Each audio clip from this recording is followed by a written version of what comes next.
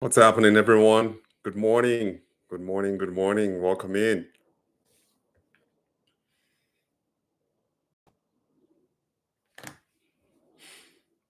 It's Tuesday, October 21st, 2025. Four people.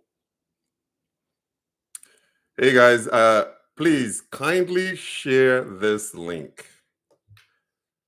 Kindly share this link. I'm going to do the same quickly on our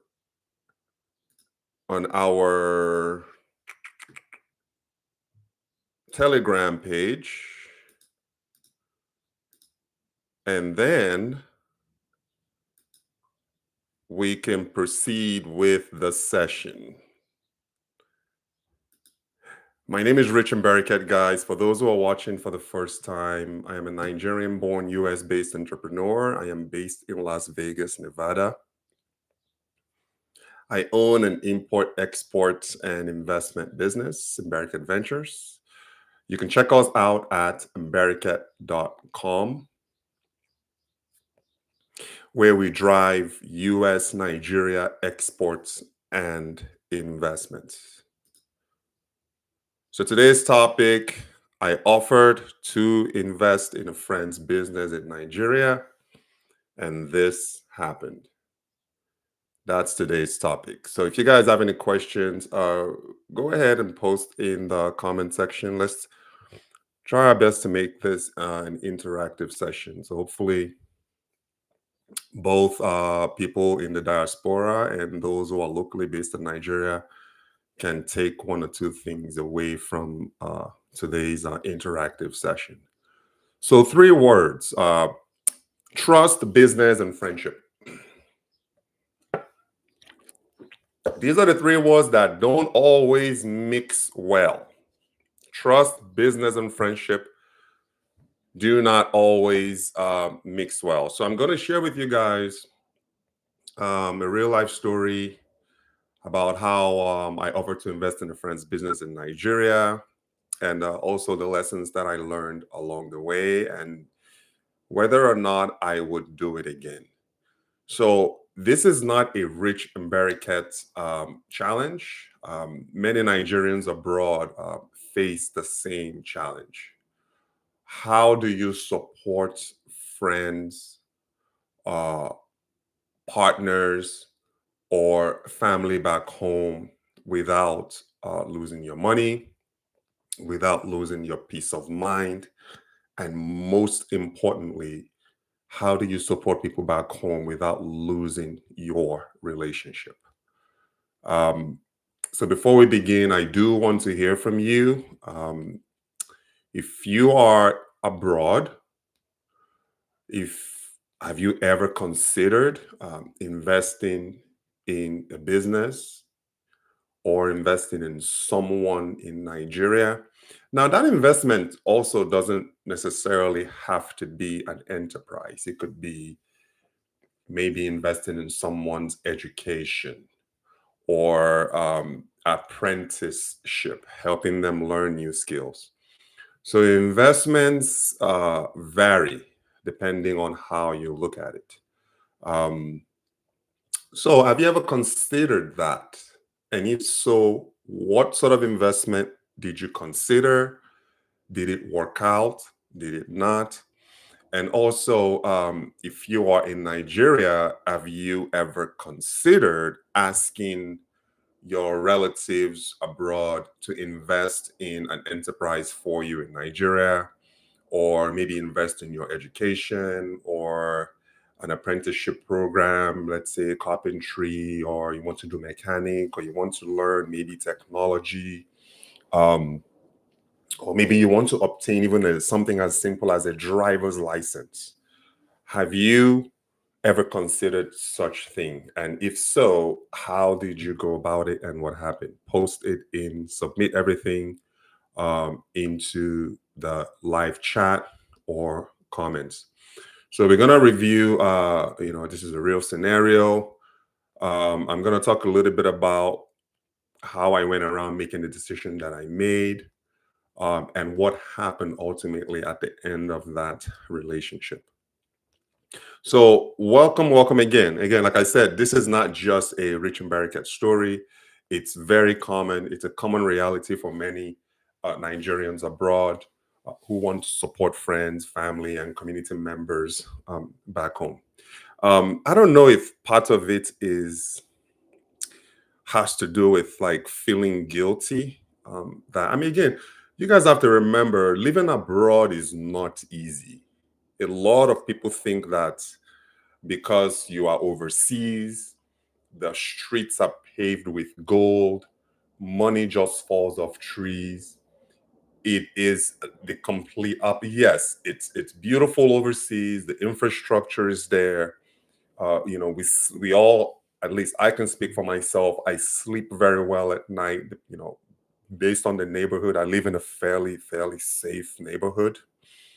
Um, So at least that's one of the good things about living overseas is you can really live comfortably. You could live with peacefully. You don't have to worry about crime. I mean, yes, occasionally you go certain places depending on where you live. Criminality is more rampant in other areas than others. But if you are in the suburbs like we are, it's not really something that we worry too much about, which as a result of having that peace of mind, it allows you to focus on your work, allows you to focus on your family, allows you to focus on your business. So your time is spent really working on how to grow professionally and personally. You're not thinking about people kicking down your door. You're not thinking about if you are in a jam or if you are in some sort of compromise position where law enforcement is going to take hours. Here, something happens, you call 911.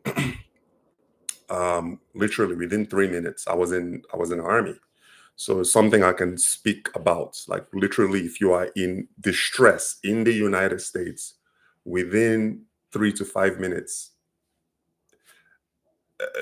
there's help. So this isn't a luxury that a lot of us experience in Nigeria. But the point I'm trying to make is the people abroad, the people in the diaspora, we are truly trying to help.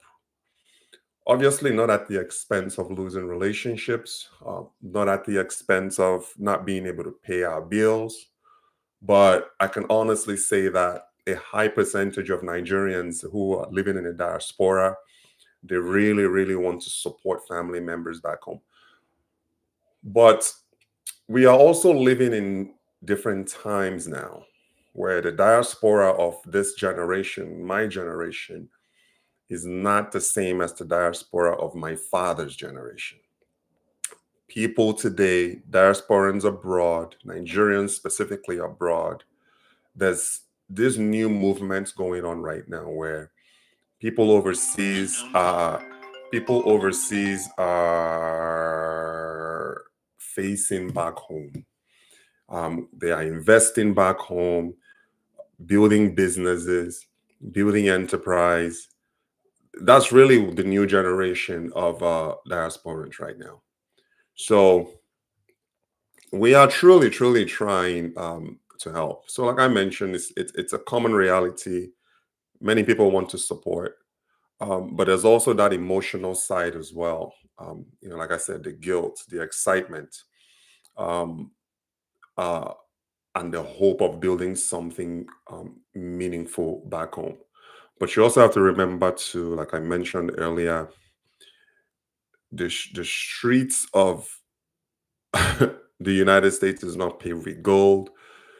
People still have to get up every day and go to work in order to be able to pay their bills and support themselves. And if they have a little bit left over,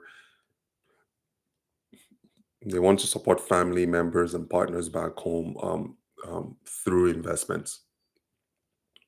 Um, so again, if you have ever invested or you plan to invest, please drop your situation. Everybody's situation is different depending on where they are, depending on the pressures that they're on. in the chat and let us learn together. So let me give you guys a little bit of a backstory about my this particular individual. That's the subject matter of this session. So I was born in Surulere, Lagos, Nigeria. I grew up right there in Lawanson. If you're watching this from Lawanson, you have just know that you have a very, very special place in my heart. And if you're watching this from abroad and you just happen to be from Lawanson, Surulere, or anywhere, Kate, that area, that was where Richard Berricket was born. So um, I grew up in a fairly modest environment. Okay. My grandfather was served in the fort. I wouldn't say he served, he fought for the Nigerian army in the Nigerian Civil War. You're talking about the Biafra. My grandfather fought in that war. Um, and then when he got out of the service, he ended up getting a job um, working for the railroads there in Lagos, Nigeria. So that is what I remember about my grandfather. My mom and I, yes, my father had left early on in the late 70s to study abroad, and and he was just a college student here in the United States, trying to figure out his life. My mom and in Lagos at the time worked for a company called Crusader Insurance in Victoria Island, Broad Street, Lagos. I still remember as a child, she used to take me to her office. I remember as a kid back then, Nigeria was relatively clean everywhere you looked, even in the eyes of a 4-year-old kid, because that's sort of like when I started developing consciousness as a kid. It's maybe 3.5, 4 years old. I would follow my mom to work I still have some photos actually, sitting by her desk with her on the telephone. You're talking about 82, 83, 19, Nigeria of 1982, 83. So while my father was abroad studying, he was doing everything he possibly could as a young student, fresh into the United States with a child back in Nigeria. So I really want to shout out all of the dads out there that are busting their tail and busting their ass to take care of their children. Um, Dads don't really, especially hands-on parents, hands-on fathers don't really get a lot of credit. But just know that I see you and I just want to thank you. And just want to let you know that, trust me, that your children are proud of you. And again, I remember as a kid, my dad did everything that he could I did not come into the United States until I was 12 years old.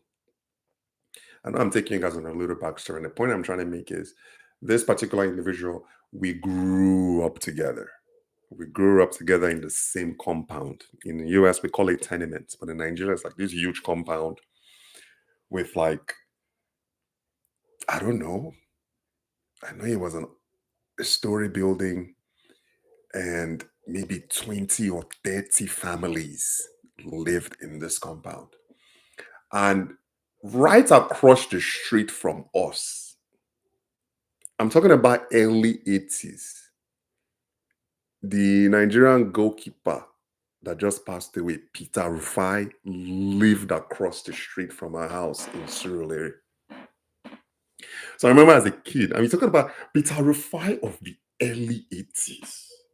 This was like the Nigerian legacy footballers that we all came to, that really made us proud going into through the 80s, the Okochas, the Amokachis, the Peter Rufai, the Onhehes, like all these guys. If you know now, if you're in your 40s like me, you know who I'm talking about. Andrew Uwe. These are the Samson Siasia. We're talking about like the footballers that we all grew up on. Not today's footballers that are all that are about they've gone commercial. Everybody is about money. But back then, these guys they really, really played for country. And Peter Rufai lived across the street from us. And back then, our diet in those days was I don't know if I'm embarrassed to say this, but was ewa going and a gigi bread. So right next, so you have us, our compound. Across from us is Peter Rufai's compound. He lived downstairs. I still remember. And then right next to Peter Rufai's property is a building occupied by Ghanaians. And that was where we got every morning before we went to school. We'll wake up, we'll go and buy ewa going and a gigi bread. And there are two versions of ewa going in Nigeria. These days, I don't know what they're doing about. Back then, it was you have the Niger version of ewa going, meaning it was prepared by Nigerians, and then you have the Ghanaian version of ewa going. That was what we grew up on. So this gentleman, this guy and I, we lived in the same and we went to the same, he was older than me, he was more of like my uncle's age mate. So we all went to the same primary school together, Elizabeth Fowler Memorial Primary School in Ikatishule.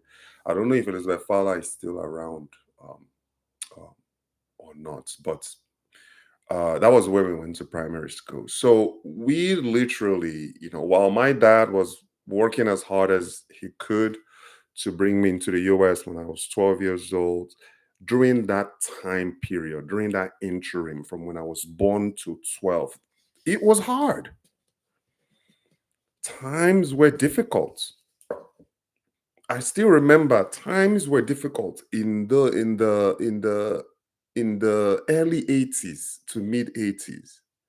People were still struggling to have basic 3 square meals a day. And my family was part of that. Yes, my mother worked in insurance, and my grandfather, who we lived with, at the time worked for the railroads, but we still struggled during the SAP, the structural adjustment program era, the war and indiscipline era, like the early Buhari and early Babangida. I mean, things were really, really, really, really rough.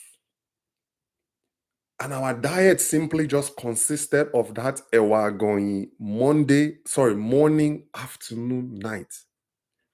If you are able to afford 3 square meals, that was what you ate. And in some cases, especially with that structural adjustment program, I've talked about this before. Some families, including my family, we were on that. They used to call it 011 or 101 or 001. And what that means is if you are on a 101 program, and this is what a family has to really, in order for them to survive. So that is why I always have a very soft spot in my heart for those who are going through tough times in Nigeria, because I know that I've been there. So the 101 program was you ate breakfast, you skipped lunch, and you ate dinner. If your family is in the 011 program, you would skip breakfast, you ate lunch, and then you ate dinner. There are families like that. There were even some that were in the 010 or 001 program. If you are 010, you skipped breakfast, you ate lunch, and you skipped dinner. This was really happening in the early 80s. This was really happening because my family went through all that. And this gentleman and I also went through that. So the backstory I'm giving you is I remember he would come into our home to borrow Gary. Back then, you couldn't even give somebody a cup of Gary. They had to borrow. They had to borrow a cup of Gary from you that they will have to give back. That's was what was it was rough back then. So we grew up together. this gentleman and I. So when I had the opportunity actually to to come abroad, obviously I came at a very young age. We stayed in touch through high school. I ended up going to college, um, and then ended up sorry guys, ended up obviously getting a job. So he was always on my mind. He was always on my mind as someone that when I made it was someone that I would definitely look out for, and I did that over the years. I really did. There were times when, before I knew any better, I would support this person, send them money for food, remittances, the basic remittances that you see these days. But as he became an adult, he started getting into certain sort of like businesses that he was doing. At some point, he was selling suits on credit to like bankers and all that stuff, which I eventually ended up telling him to move away from and get into something that's a little bit more sustainable and that he could scale. Because running a business where you are selling suits to office workers on credit wasn't really a sustainable business. So he is an individual that I absolutely trusted because we had gone through the grind.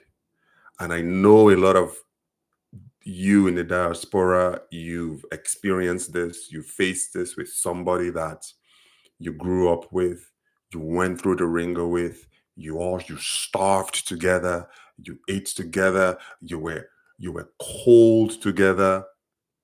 So this wasn't just somebody that rolled out of the came out of the shadows after having made it and started asking for help. It was someone that was emotionally connected throughout our childhood. Okay.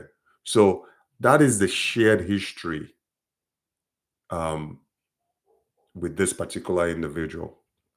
Now, as far as like our investment journey with him, as far as like my investment journey with started like 5 years ago. And I remember he was a little bit uncomfortable at first, about approaching me for help, which I can kind of see the pride in that. Um, this was someone that was a little bit older than me. We grew up together, and I know a lot of you in Nigeria are probably that way, um, where you feel this pride, you are prideful, you don't want to ask for help. Just know that the biggest disservice that you can do to yourself is not seek help. Ask for help. If you are financially strapped, I'm not talking about asking someone who lives overseas to give you money to pay bills or to give you money to eat, or ask for help in the sense of an investment help. Ask for business help. If you know someone abroad that has a project going on in Nigeria, even though that person may be younger than you, it's okay for you to ask for employment. How can hey Rich, I know you have this project going on in, I see that you're doing this project. I just want to know where I can become of value to you. There's a way you can actually position this thing to help you. I'm talking about those who are based in Nigeria. Position your value to someone abroad who is building a project back home. Even someone back home that's building position your value. What can you do? How can you become a part of this project? Can you become a project manager? Can you help with general day labor? Get in that position. So I saw that he was struggling with asking, and I can kind of sense that. And I just sat him down and I said, hey, I'm not going to get into what he does now, but one of the questions that I asked him was, I see that you're doing this. I acknowledge that he was trying his very best to make something happen for himself and his family.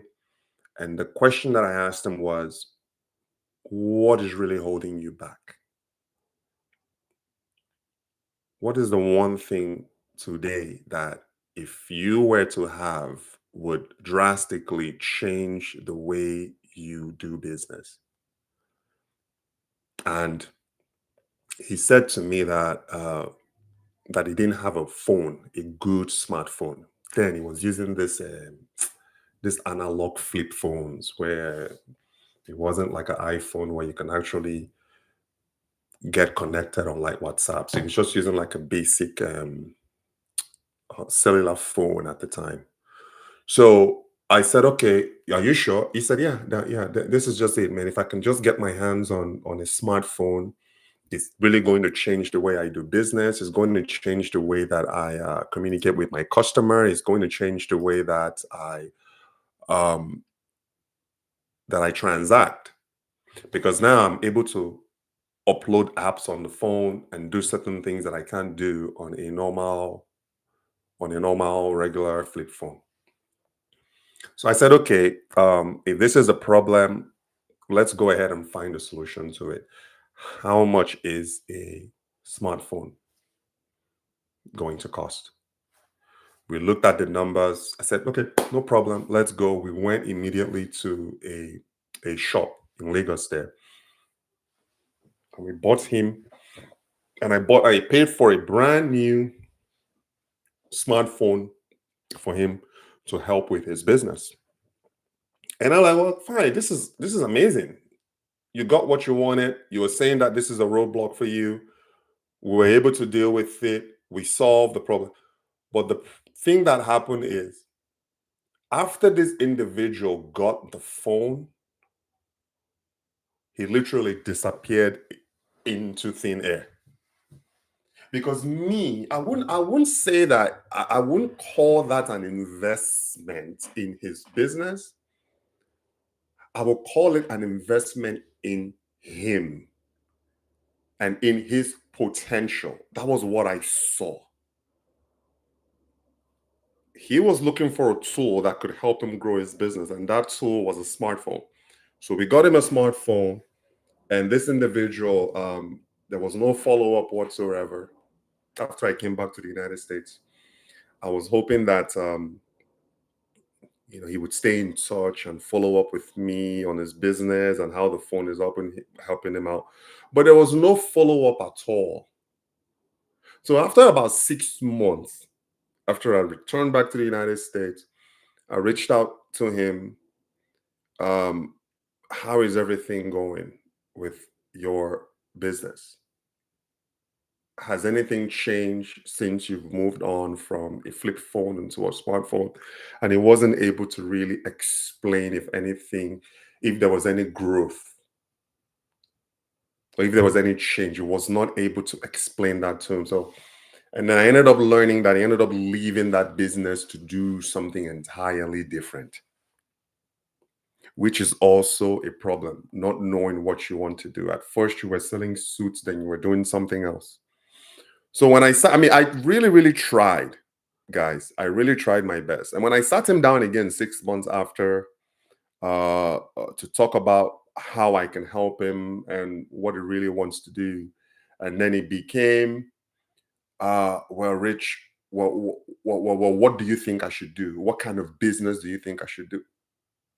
I can't make that decision for you. I can't be here strategizing my own business, trying to make my own business work. And then I have to sit down and sit with you and develop a business plan for you. It wasn't something that I was in a position to do at the time. And you see a lot of that happening with people back home.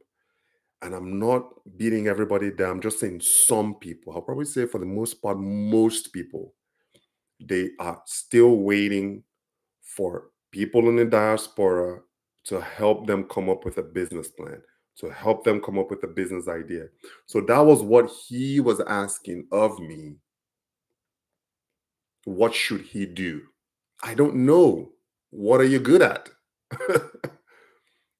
What do you want to do with your life? What do you want to do? So I really, really tried. And then ultimately, though, I proposed so he came up with another plan of becoming a food distributor in Lagos there, where he's from the southeast part of Nigeria. He wanted to travel to the southeast to buy food in bulk and then sell it retail in Lagos, Nigeria. And I said, okay, not a problem. If that's Are you sure that's right? I kind of looked at the food sector like, okay, this is a consumable. This is something that people are gonna buy over and over again.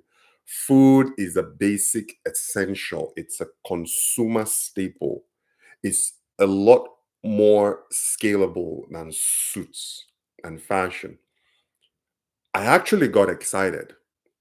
I said, okay, if you want to become a bulk food trader, that is not a big deal. What do you want to trade? He came up with a list of what he wanted to trade. He wanted to trade gari, he wanted to trade beans, he wanted to trade yams, yes, all of this different sort of food bits, local food staples that he wanted to trade. At some point, he also said he wanted to trade palm oil. Not a problem. I offered to fund the inventory. I offered to invest in funding the inventory. I offered to invest in trucking the inventory to Lagos. I offered to invest in paying for a storage warehouse right there in Lagos to store the food and sell. The only request that I had for him was you have to sell. We are not in the business. If we're going to do this together, we cannot be in the business of buying food bulk, perishable foods, storing them in a warehouse, opening up ourselves to risk of rodents getting access to the foods. So my only recommendation to him was, listen, I am willing to fund this operation, but you got to be the front man and you got to go out there and get clients and sell. And in return for my investment, I want a 25% interest on all of my investment. That was the agreement. This man didn't have to come up with nothing but time and a clientele. After we had agreed on all of this, obviously there wasn't any paperwork signed. It was a handshake situation. I'm going to fund the inventory. I'm going to fund everything. All you got to do is sell. We agreed on it. We shook hands. We shook hands digitally. And I said, well, when are you going to get back to me with feedback on when we are going to proceed with this investment? Okay, Rich, let me do some more research. Give me a couple of weeks. 6 months later, I had to follow up because I had other things going on. I was just kind of tick, tick, tick, looking at my watch, looking at time. Okay, a week has gone by, 2 weeks has gone by. He hasn't gotten back to me. So I basically swept it under the rug. I still had the investment capital for him, but I was just waiting for him to take action and take more of an initiative, more of a lead role, since he's going to be the one in Nigeria selling the product. 6 months later, I didn't hear. It wasn't until after 6 months that I reached back out. I said, guy, how far? What is going on? At that point, I was already turned off. That was the turning point for me at that point. Like, listen, I am willing to be your bank. I'm willing to be your bank. But we can't have these delays. We can't be going through this poor communication, lack of accountability. That was when I essentially gave up.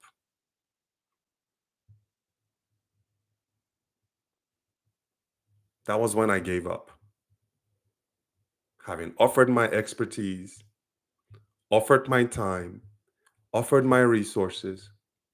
And I know a lot of you in the diaspora, you have probably gone through the exact same thing that I'm going through or that I went through, where you try to help, you try to invest in someone, you try to invest in a business, in a property,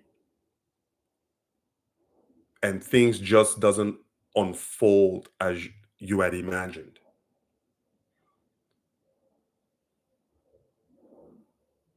So at first, everything really looked promising. I did my part, but I cannot force somebody to do theirs. So that was a turning point. That was when I realized that this was a high risk situation. And thankfully, uh, I didn't really, other than my time and other than the money that I spent to buy him a brand new phone. Um, Thankfully for me, on my part, I didn't lose money. I didn't lose as much. I mean, there was an opportunity to actually make money and grow the business, but I gotta have a version of myself back home. That's the only way that I can see myself in again reinvesting in someone back home is gonna be tough for me. It's almost as if for me, you have to actually be growing. You gotta have something that's already working. If you have a business, a bulk food train, you have to have something that's all. I want to see the books. I want to see your revenue. I want to see your sales. But as far as helping somebody develop a business from the ground up,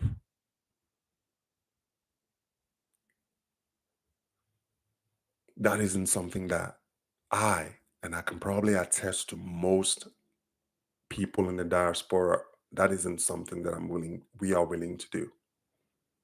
So if you are in Nigeria, you're watching this and you are looking for assistance. I mean, I'm just speaking in general. I'm not saying reach out to me to invest in your business. That's not what I'm saying. But the key thing that I want you to take away is build something. It doesn't matter how small it is. It could be you pushing a wheelbarrow of coconuts, which I've seen in Nigeria. People are pushing wheelbarrows. Or as a kid, I used to sell pallets. My friends and I, as young as we were, we used to find like used wood pallets and we'll carry it into the marketplace and sell those pallets to market people. I used to sell newspapers back in Nigeria as a kid to make money and buy football. So this entrepreneurship spirit that you see, this hustle that you see in me started when I was a kid. But find something to do at the local level that's in demand. If you are out there selling a wheelbarrow full of coconuts and within an hour your wheelbarrow is empty, just know that it's working. There's demand. It's something you can actually scale, where you can now find other people to push the wheelbarrow. And before you know, you have two or three others alongside of you selling a wheelbarrow full of coconuts. And then you can ask for an investment from somebody abroad to invest in a wheelbarrow for you or maybe a shed. Find some, it doesn't have to be sexy. There's a lot of business opportunities, local business opportunities there in Nigeria that people can get into. You can get into door manufacturing. You can be an iron bender. You can get into carpentry and furniture making, even bulk food trading. The point is, there has to be local demand for what you are doing first before any investor can get excited. If you don't know what you want to do, or if you are waiting for someone, an investor, to help you come up with a business plan or an idea or a business idea, you are not ready for investment capital.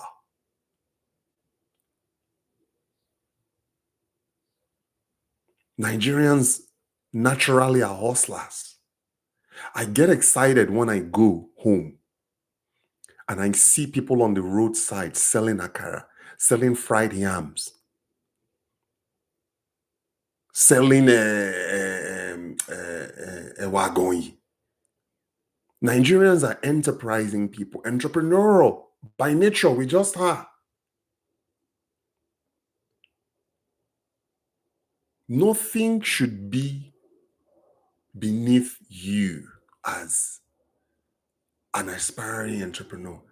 Look at me. I went to Nigeria and I sold Gary at the market. I'm wealthy. Just to test the concept, I went to Nigeria and I rolled up my sleeves, went into Ukam Market. The video is there. Go YouTube, Mbariket Ukam Market, UKAM. I rolled up my sleeves and I went and I sold Gary cup for cup. I sold out of a ton of Gary in 45 minutes. A normal average person in Nigeria will look at me and laugh at me and say that I'm there selling Gary. But I'm wealthy. Someone that doesn't have 2 cents to rub together is probably laughing at me. This guy from abroad, he come here, come to sell Gary. I did it successfully.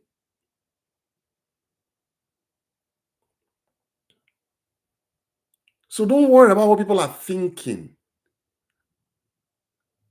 You are never ever going to be successful if you're worrying about, so long as you are running an honest enterprise, an honest business. Nigeria is one of the only few places where I'm telling you there's a demand for everything. You can get a cooler of jollof rice right now in Nigeria. Go and stand on the main road. You are going to sell out that jollof rice in minutes. Do you want to fry puff puff? You can. I used to sell akara. I used to carry, me and my cousins that are we are all abroad now. We all used to. I remember my cousin's mom, my aunt. She had a roadside akara business in Lagos. While she's there sitting on the roadside, I mean, man. Sometimes you look back and you just like, man, yes, it was tough, but I enjoyed my childhood. So my cousin Udwak and I, Udwak he's killing it now. He's in Jersey right now. He spoke the other day. He has an Airbnb in Florida. He has a home in New Jersey. He has properties in Nigeria. We all used to kiri akara. That was how I learned customer service, being able to talk to people at a very, very young age. By the time we go block to block, we are so that we come back. We were actually outselling my aunt who was stationary there on the side of the road. You back already? Yes, so here's the money. Give us more. We will take it. We did it as kids. These days, everybody wants to be a social media influencer. Nobody has that grit, that hustle in them anymore. We did this as kids. So the grit is still there. You can take me out of Nigeria, the man out of Nigeria, but you cannot take the Nigeria out of the entrepreneur. We did this. We actually went out and sold. We carried a car on our head and we went street to street selling. So you got to get in the habit, develop your sales skills, develop your communication skills. Obviously, you want to have a good product. And don't try to reinvent the wheel. Mistakes most of you are making. You are trying to reinvent the wheel. Just find something that's already, and find an existing business and just improve it. There's a guy here in the US, at least he took a basic concept, a basic yam frying concept there in Nigeria, and he turned it into a multi-million naira franchise. Do you know what he did differently? He sold fried yams wearing a uniform. And he had a better packaging. The paper, instead of using normal newspaper to serve his yams, he used a branded paper to do it. He had everybody around him in a tight, buttoned up uniform selling fried yams.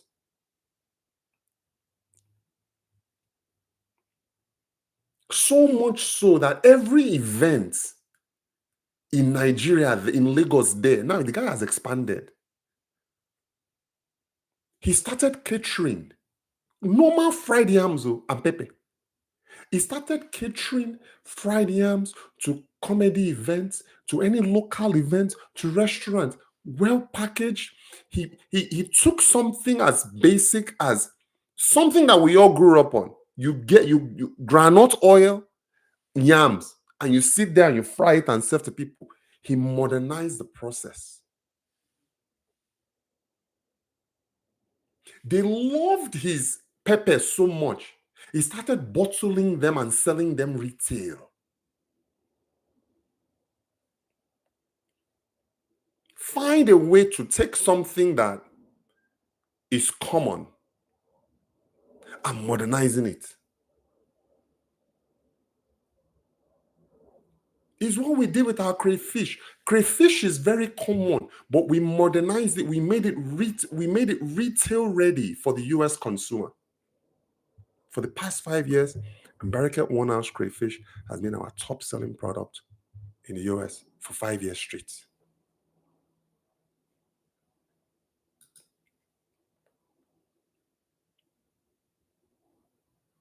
So the bigger picture, we're going to wrap up here. Just want to leave you guys with this. Particularly those in the diaspora. Times have changed. Every dollar you send back home should work for you, not against you. And that is why I'm anti-wasteful remittances. Obviously, if you are a parent, like my father was in the US when I was a baby, and you are sending money home to feed your child, to clothe your child, for the upkeep of your child, that is one thing. Do it. You have 100% of my support. But you shouldn't be sending money home for your able-bodied brother and sister who refuses to work because they have a brother abroad. Which, by the way, a lot of my uncles refuse to work because of my dad.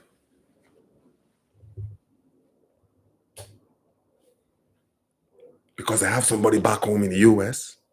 So because they had a brother and they refused to work. They were waiting and depending on manna from heaven. which my father actually fell for.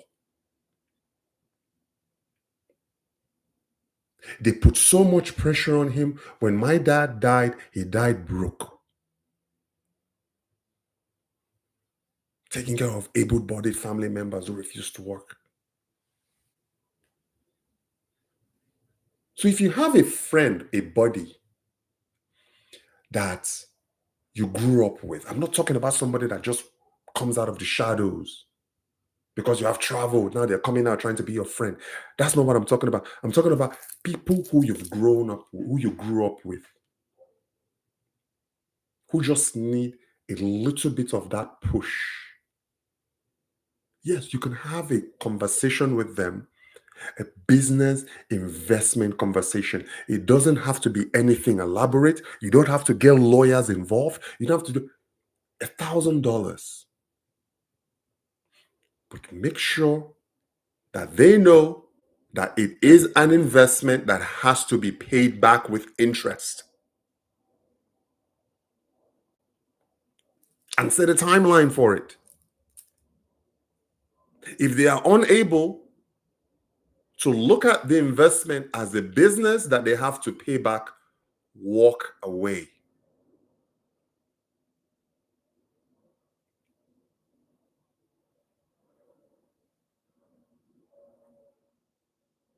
Times are hard in Nigeria. People are really struggling. People are going through tough times. I can relate because I was one of those.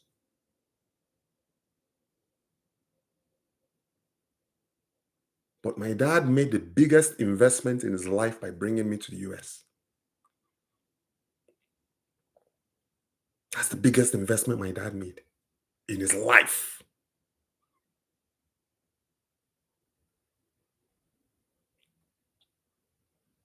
So I want to hear from you.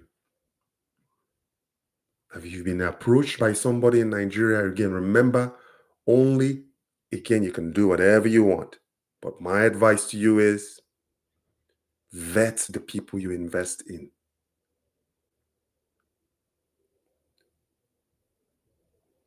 And get out of this habit of dashing people, able-bodied Nigerians who refuse to work. Get out of the habit of dashing them money. It doesn't help you and it doesn't help them.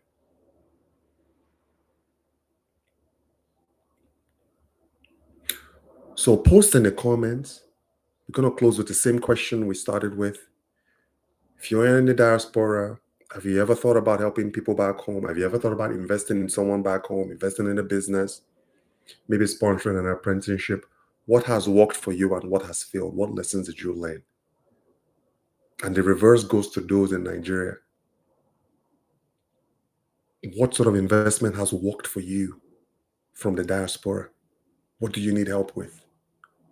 What are some investment ideas you are willing to share that may benefit somebody else? Kindly post in the chat, post in the comment section. Um, drop your story. If you have a story to tell, drop it. Drop it in your thoughts in the comments.